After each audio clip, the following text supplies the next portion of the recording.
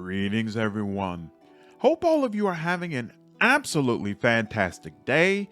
We are back again with more Pathfinder, Wrath of the Righteous. Let's talk about Sorcerer, the class that harnesses power in your blood to devastating effect. We've already reviewed these mechanics in my 25 base class mechanics video, which is linked in the description below.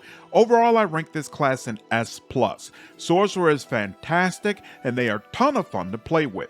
The first archetype is Crossblooded. You gain one fewer spell slot per sorcerer level. This is a big deal, and something I think a lot of players just gloss over. There are 20 levels in the game, and that's a lot of spell slots slipping from your grasp. In exchange, you get a second bloodline, although this bloodline will only provide class skills and additional spells. Even half of a bloodline is still awesome, so this can potentially help your build. I give this class an A+. Crossblooded is amazing if you properly plan your build. I see a lot of players who seem to approach this class with the mindset that of course 2 bloodlines is better than 1. That's not true at all. Considering the amount of spell slots you lose, 2 bloodlines could absolutely be worse than 1, so this class only works better than Sorcerer in specific situations. It's also worth noting that Sorcerer can pick up a full extra bloodline by taking a mythic ability. I did a cross-blooded build for Storm that I'll leave a link for in the description below. Next we have Empyreal Sorcerer. You lose the ability to choose your own bloodline and instead must pick Empyreal. If you want the Empyreal bloodline, this is great. Otherwise, the class is useless to you. Your casting attribute also changes from Charisma to Wisdom. Increasing Wisdom will improve your will saves, so I think it's a strong choice, and this allows you to dump Charisma. Overall, I give this class an A-. It's clearly a one-trick pony, but it's still 20 levels of an arcane spellbook, so you cannot complain too much. Next up is Nine-Tailed Heir, the Kitsune-specific class. You lose the ability to pick your own bloodline, and instead must select Nine-Tailed Heir. This bloodline gives you 9 ranks of Magic Tail, which gives you a spell-like ability. Trash. Pure, utter, irredeemable trash. First of all, you are getting spell-like abilities, which means you cannot use meta magic feats on them. Automatic Major L. On top of that, you get these abilities long after other party members would have picked them up. Who needs invisibility at level 9?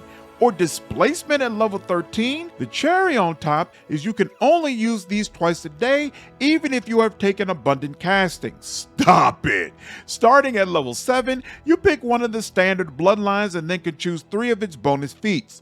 Big whoop. I rank this class a D. I feel especially insulted because this is clearly a wasted opportunity to roleplay as Naruto, who would serve as an absolutely fantastic Azada run. Next on the list is Overwhelming Mage. You lose all rankings of Sorcerer bonus feats, which is a pretty big sacrifice, considering many of those feats are necessary for you to be a competent spellcaster. In exchange, you get a bonus of up to +4 on caster level checks to overcome spell resistance. The problem I have with this is it's not a large enough bonus to forego the usual things you would do to pump up spell penetration, like getting the spell penetration feats and the mythic ability. Therefore, I kind of feel like keeping the feats does more for you, but it's not a completely horrible trade. At level 6, you can sacrifice a spell slot to boost the DC of a different spell by 1/3 of the level of the sacrifice spell. I don't feel like this is useful when you get it, but long term, being able to boost a level 9 spell by sacrificing a level 6 spell could potentially make sense. I rank this class an A. I don't think it's as good as the base class, but it does have merit. Next we have Sage Sorcerer. You lose the ability to choose your own bloodline and instead must pick Sage. If you want the Sage bloodline, this is great. Otherwise, the class is useless to you. Your casting attribute also changes from Charisma to Intelligence. Increasing Intelligence will give you more skill points, and the Sage bloodline provides 3 additional class skills, giving you all the lore and knowledge skills in the game. Overall, I give this class an A+. It's clearly a one-trick pony, but the Sage bloodline is pretty powerful, and switching to Intelligence isn't a bad move. Next up we have Seeker. You lose some of the bonus feats that come with your bloodline, which could potentially be impactful. In exchange, you get Trickery as a class skill and can add half your class level to Trickery skill checks. There are only a couple of party members that handle Trickery well, and neither of them are good aligned, so this could be a useful way to fill a gap. You also get 3 bonus feats that you can select from a list of spellcasting related feats. Overall, I rank this class an S. I don't consider Sorcerer feat starved, so the extra feats aren't crazy impactful, and trading bloodline feats for Trickery is useful in a narrow kind of way.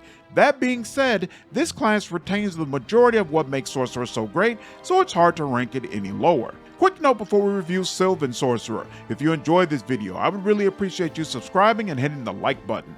This information tells me which content the community is enjoying and helps my videos spread to more people. I really appreciate all of the support. Alright, finally let's go over Sylvan Sorcerer. You lose the ability to choose your own bloodline and instead must take Sylvan. In my opinion, most of the spells you get from this bloodline are terrible, and therefore this is a knock against the class. In exchange, you get a pet and can choose from the full list of pets in the game. Bananas. I rank this class an A+. The bloodline is mediocre, but combining the Sorcerer kit with a pet is nothing short of awesome.